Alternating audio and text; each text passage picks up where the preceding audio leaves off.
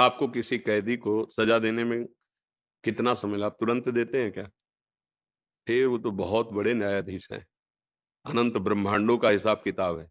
पर जब नंबर आएगा, तब वहां वकील की जरूरत नहीं है, क्योंकि आप साक्षी के अनुसार ही सजा दे सकते हैं और वो स्वयं साक्षी है, उनको किसी साक्षी की जरूरत नहीं है। बहुत बड़ा सिस्टम है। पर जिस दिन हिसाब होगा, अब देखो जैसे लोग कहते हैं कि भगवान को तुरंत कर देना चाहिए। आपके हाथ में कैदी भी है, आपके हाथ में साक्ष्य भी है, लेकिन आप तुरंत नहीं कर सकते। उस पे कई तरह के विचार करने पर और फिर उसको आजीवन सजा। गलती हुई 15 मिनट की, सजा आजीवन की हुई, पर सजा देते-देते कई महीने लग जाते हैं, वर्षों लग जाते हैं। पर जब सजा दे दी गई, सुना दी गई, अब कोई उसकी काट नहीं होती, फिर उसको दंड भोगना पड़ेगा। ऐसे ही है, जैसे इसका सिस्टम है, जिस पापाचरण कर रहे हैं और पूर्व के पुण्य का विधान हमारे ऊपर लागू हो गया है, कोई संकट नहीं आएगा, कोई विपत्ति नहीं होगी, कोई अपमान नहीं होगा और उसको लग रहा है बड़ी मौज है। और जहां वो पुण्य सिस्टम उसका खत्म हुआ और ये पापाचरण और पूर्व स्टॉक पापाचरण दोनों का ज्वाइंट हुआ, अब जो विध्वंस मचेगा उसके जीवन में वो सह नहीं पाएगा। अब जैसे धर्मात्मा पुरुष ठीक से चल रहा है, पर उसका पाप भोगने का समय आ गया। अब वो बहुत ठीक चल रहा है, पर हर कदम लड़खड़ा रहा है, हर कदम उसको विपत्ति आ रही है, हर कदम अपमान मिल रहा है। अगर वो धैर्य से इसको भोग ले और पूर्व का सुकृत और अभी का धर्म दोनों मिलेंगे, प्रकाशित हो जाएगा। अब ये जरूर है कि हमारे मालिक का रजिस्टर थोड़ा विलंब से खुलता है, पर जिस दिन खुलेगा फिर किसी की ताकत नहीं है कि उसकी रक्षा कर सके। उनका यहां तो आप न्याय करेंगे, दंड विभाग दंड देगा, जेल, वो स्वयं में सब कुछ है। उनको किसी की सलाह की, किसी के आदेश की जरूरत नहीं है। वो परम तंत्र स्वतंत्र, कर तुम अकर तुम अन्यथा कर तुम है। आपकी बुद्धि से ही आपको दंड दिलवा देंगे। बड़ा विधान उसका विचित्र, इसीलिए कहा जाता है डरते रहो कोई अपराध न बन जाए। नहीं तो समय अब ऐसा नहीं है कि आपने अभी अपराध किया, आपके घर में आग लग गई और सब देख रहे कि यार देखो ये अपराध की आग लग गई ना, ऐसा नहीं है। अपराध किया है आप, उसका दंड मिलेगा। सिस्टम है उसका, कानून जैसे यहाँ का कानून। अब तुरंत तो ऐसा नहीं कि फांसी में चढ़ा दिया, बिल्कुल सब गवाही फिट है तो ऐसे तुरंत ले जाकर फांसी में चढ़ा दोगे क्या?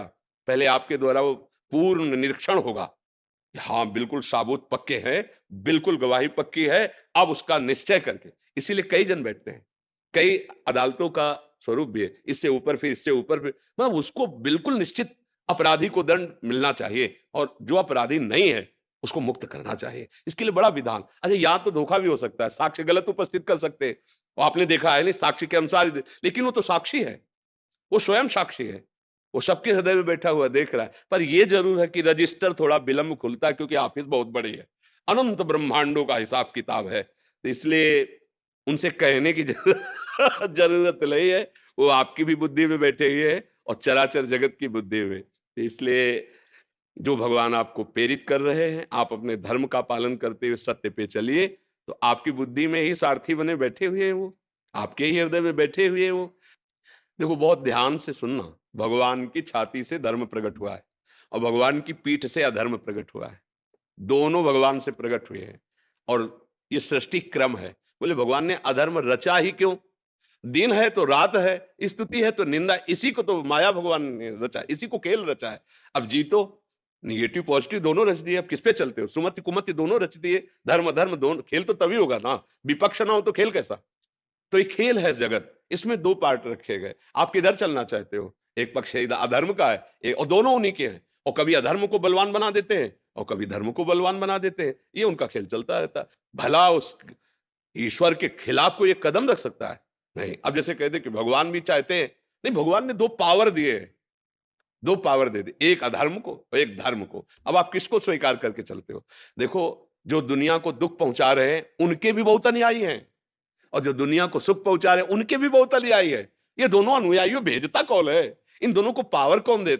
ये सारा खेल है बस ये। या रात से रघुनाथ कर, बेग न जाने कोई, जो जाने रघुपति कृपा तो सपने मोह न होए।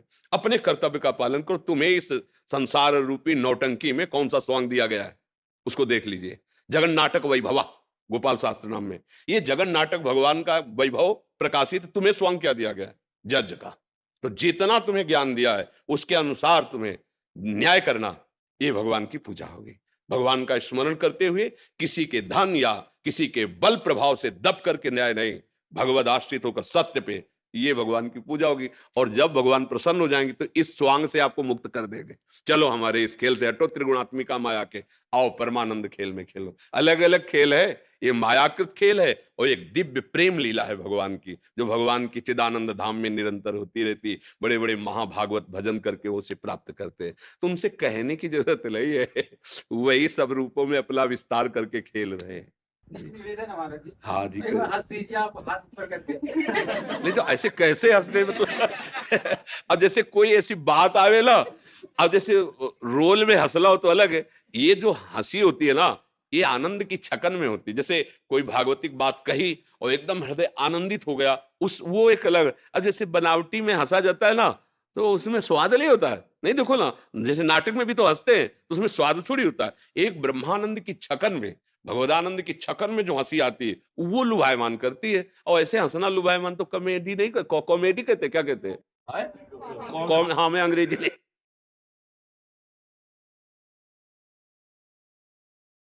इसलिए पर हमें ये अच्छा कि जैसे आप जैसे विज्ञ पुरुष, आप जैसे हमारे राज्य पदों में विराजमान जन यदि सत्य को, धर्म को लेकर चलेंगे, तो हमारे समाज को बहुत बड़ा लाभ मिलेगा।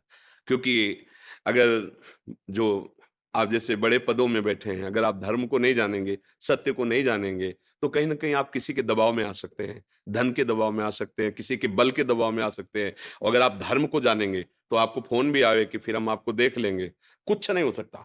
हरि का भरोसा हो, पक्का कहते हो, सत्य पे चल रहा हो, तो कोई कुछ नहीं कर सकता। बिल्कुल नहीं डरना चाहिए।